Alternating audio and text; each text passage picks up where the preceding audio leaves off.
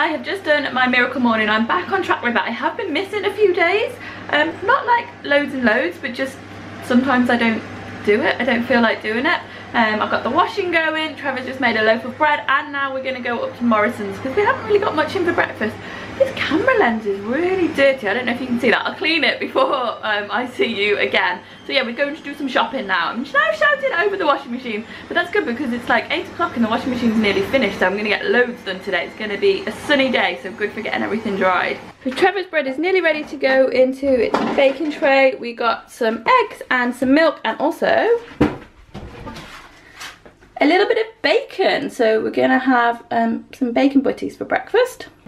We also got some fruit, apples, bananas, oranges, some cinnamon, pumpkin seeds and chorizo. Today I am going to make loads and loads of muffins. So I've got some sweet potato and pumpkin seed muffins to do, and oh yes, the soy milk that's going in the other muffins, which I'm going to do with the dried tomatoes that I dried last week. Really yummy.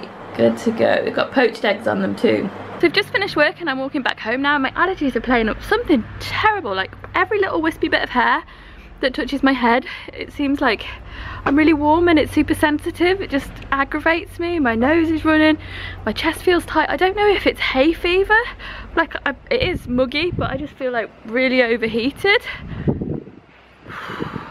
I don't know what it is. They seem to be getting worse, but I can't figure out what's actually triggering it. Possibly it's hay fever, but it seems to be like an all year round thing. I don't know. And so I'm home now. I'm feeling much better. I know this little headband is ridiculous, but it keeps all those hairs off my face because they just irritate me so much. I came in, like, splashed my face with cold water, had a glass of water, just had to sit down for a little bit. It probably is hay fever, but I'm not entirely convinced of that. Like, I don't know what causes it. I didn't really want to take any more antihistamines because I feel like I have been taking them quite a lot recently, but I feel much cooler now and I'm going to get on with baking my muffins. I made muffins yesterday. I'm trying to fill up the freezer with breakfast muffins because I'm terrible for skipping breakfast, and I just want something that I can grab easily on the go, and muffins do really well for me when I've got them in the freezer, but I keep forgetting to remake batches of them. So yesterday I did apple. They were going to be apple and blackberry, but I didn't have quite enough blackberries, so I substituted some of the blackberries with elderberries, which worked quite well, but I kind of wanted to photograph them for a picture so I could do the recipe for the blog, but because of the elderberries it didn't work that well. I suppose I could share the elderberry recipe instead, I'm not sure. Anyway, these two recipes I'm doing today, one is sweet potato, and I roasted the sweet potato yesterday, sweet potato and pumpkin seeds, and the other one is based on my cheese and chive bran muffin recipe, which is also on my blog. I'll link all of these below. But first I need to do the breakfast dishes. So this space is where I always put my laptop. So I'm watching Prison Break still. So I'm gonna stick that on, get on with the dishes and then start some cooking. So these are the sun-dried tomatoes that I dried last week, and they ended up being in the oven for like 24 hours. Well, obviously they're not sun-dried, they're oven-dried. They're not 100% dry. They're mostly dry, but they're still got a little bit of stickiness about them. I'm just not that confident that they're going to keep that long in here, so I'm going to put them into a muffin today. First ones I'm making are the sweet potato and pumpkin. So I've got all the dry ingredients, and then I'm adding the pumpkin.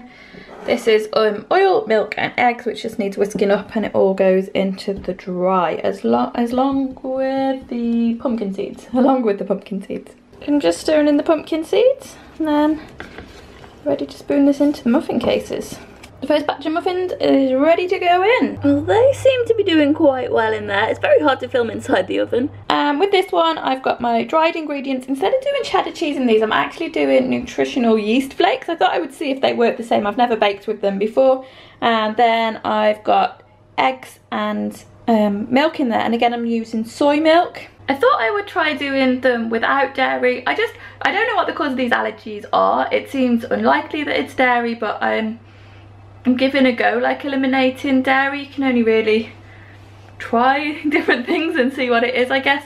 So far, not really noticing much of a difference, as like this morning's episode was evidence of, but I need to give it a go for a few weeks really to be able to to actually tell what is going on. This batter was a little bit dry. It still possibly is. I added an extra 100 ml of soy milk, but I think I'm going to go with it at that consistency. I can always tinker around with it the next time if it needs changing. That's kind of the thing with recipe development.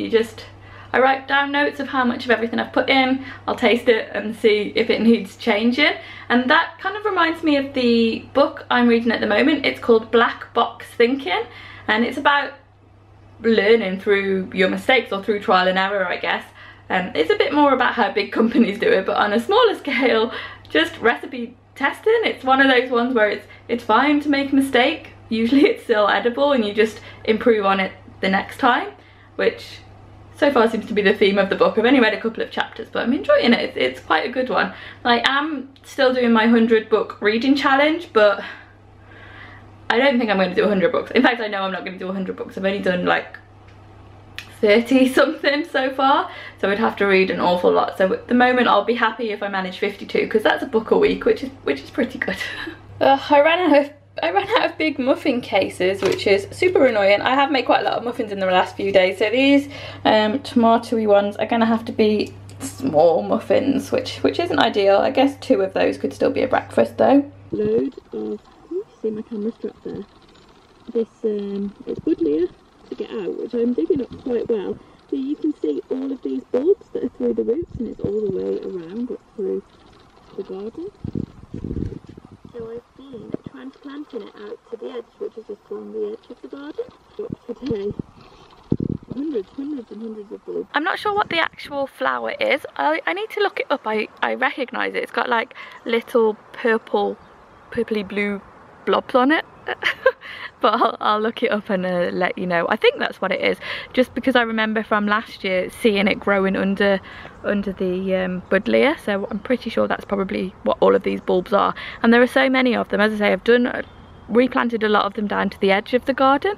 I also gave 3 big plant pots full to my mom, and there's hundreds and hundreds more in here too. These are all the muffins from earlier, all ready to go.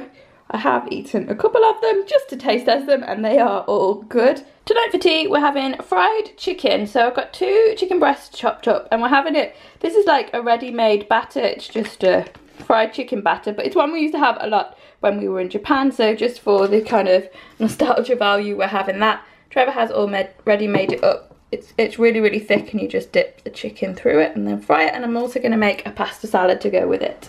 We got a couple of other bits when we were in the Japanese store, and one of them was this mayonnaise. It's not the Kewpie one, which is actually probably better than this, but I'm going to put some of this with tea. So it's like a big pile of pasta and salad, and then some mayonnaise. And under here is some tasty fried chicken. We're just coming down to the allotment to give it a water.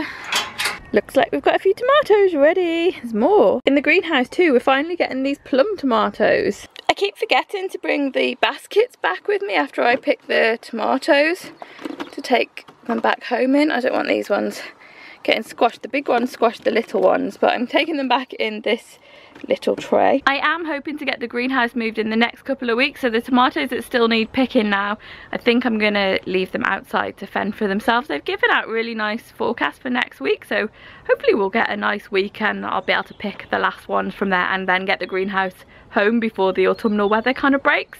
We're heading back up home now to watch the Bake Off, so I'll see you guys again next week. Thanks for watching. Bye bye. Oh no, not bye yet. Wait, secret word. Well, it's got to be tomato, but let me know what your favourite type of tomato is, either to eat or to grow.